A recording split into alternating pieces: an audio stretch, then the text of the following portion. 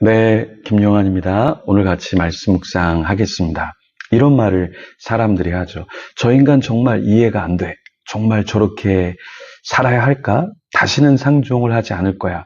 서로 싸우고 미워하는 사람들을 보면 공통점이 있습니다. 비슷하다는 것이죠. 서로 차이가 나면 절대 시기, 질투, 분쟁 이런 거에 얽히지 않죠.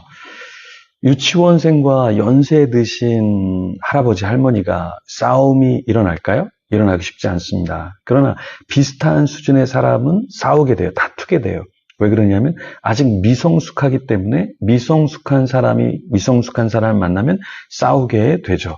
바울은 오늘 본문에서 주님 안에서 서로 함께 하기를 원했습니다. 그러니까 주 안에 서는 것 같이 하나님 안에서 함께 서로를 품으면서 지내기를 원했죠.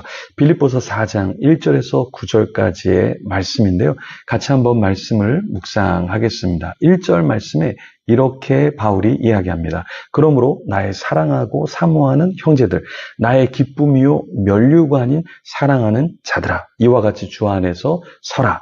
지금 사도 바울은 이 편지, 서신서를 받는 사람들에게 뭐라고 말하냐면 나의 형제들이라 이렇게 이야기하죠. 사랑하고 사모하는 형제들. 그래서 나의 기쁨이고 면류관인 너희들이 서로 사랑하는 것이 합당하다 이렇게 말하고 있습니다. 특별히 바울은 두 사람을 언급하는데요. 유오디아 그리고 순두계를 언급하면서 서로 한 마음을 품어라 이렇게 이야기하고 있습니다. 이 말은 서로가 한 마음을 품고 있지 못하다라는 것이죠. 그래서 사도 바울은 이 두 사람이 좀 주 안에서 같은 마음을 품기를 원했어요. 그래서 2절에 내가 유오디아를 권하고 순두계를 권하노니 주 안에서 같은 마음을 품으라 이렇게 이야기하고 있습니다. 자, 유오디아의 이름의 뜻은 순조로운 여행이라는 뜻이고요. 순두계의 이름은 행운의 기회 이런 의미를 갖고 있습니다. 그러니까 서로가 서로를 부르면서 순조로운 여행, 행운의 기회 이렇게 이야기하는데 사실은 좋은 감정으로 이야기하는 것이 아니라 서로 티격태격 싸우면서 서로의 이름을 불렀다라는 것이죠. 그러니까 사도 바울이 교회가 잘 서지 못할 것 같으니까 이 두 사람에게 뭐라고 사도 바울은 어떻게 이야기하고 있습니까? 서로 하나가 되면 좋겠다 이렇게 이야기를 하고 있는 것입니다. 자, 교회를 섬기다 보면 여러 가지 일이 생기죠. 그중에 분쟁도 있게 됩니다. 그래서 유오디아와 순두계는 서로 관계가 좋지 않게 됐어요. 교회를 섬기면서. 그러니까 갈등으로까지 번지게 되니까 사도 바울은 감옥에 있으면서 기뻐할 수 없었어요. 기뻐하라고 얘기했지만 그 함께하는 지체들이 서로 반목하고 서로 다투면서 교회가 어려움을 당할 수 있기 때문에 권면을 했던 것입니다. 서로를 보면서 환경을 보면서 앞날을 보면서 기뻐하는 것이 아니라 주님 안에서 서로 하나가 되고 기뻐하라 이렇게 이야기했습니다. 4절 말씀에 주 안에서 항상 기뻐하라. 내가 다시 말하노니 기뻐하라. 너희 관용을 모든 사람에게 알게 하라. 주께서 가까우시니라 이렇게 이야기했습니다. 그러니까 기뻐하는데 어떻게 기뻐해야 되냐면 관용을 모든 사람에게 알게 할 정도로 기뻐하는 가운데 서로 화목하고 함께하라는 것입니다. 관용하는 거 이게 쉽지 않죠. 여러분 성숙해야만 할 수 있는 것입니다. 배우자를 관용하는 거, 자녀를 관용하는 거, 교회 성도를 관용하는 거, 목회자가 성도를 관용하는 거, 또 때로는 성도가 목회자를 관용해주고 이해해주고 기다려주는 거 이게 쉽지 않습니다. 그래서 사도 바울은 감사함으로 기도하라 이렇게 권면했던 것입니다. 아무것도 염려하지 말고 하나님 앞에서 기도하는 가운데 이것을 이루어내라고 이야기한 거예요. 그래서 6절에 아무것도 염려하지 말고 다만 모든 일에 기도와 간구로 너희 구할 것을 감사함으로 하나님께 아뢰라.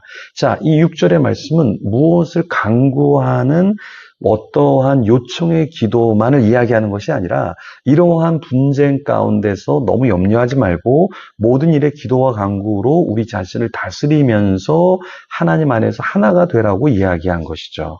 그래서 바울은 이제 서신서를 마무리하면서 뭐라고 얘기합니까? 모든 것에 참되고 경건하고 옳고 정결하고 사랑받을 만하고 칭찬받을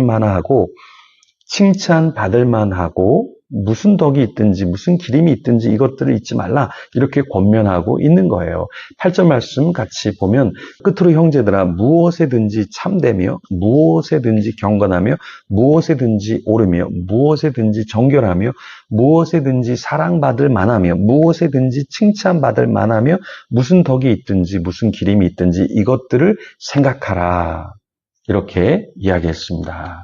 자, 사실 우리가 참돼야 되는데 최근에 어떤 일이 있었냐면 어떤 분이 아프다, 전세비가 필요하다 이렇게 해서 많은 사람에게 후원을 받았습니다. 나중에 그것이 거짓으로 드러났어요. 전세비가 필요하지 않은데 굉장히 큰 금액들을 여러 사람에게 받았습니다. 장기 병원 이렇게 치료를 받고 있지 않는데 오랫동안 병원 치료를 받는 것처럼 해서 돈을 후원을 받았습니다. 그런데 그것이 거짓으로 드러나게 됐죠.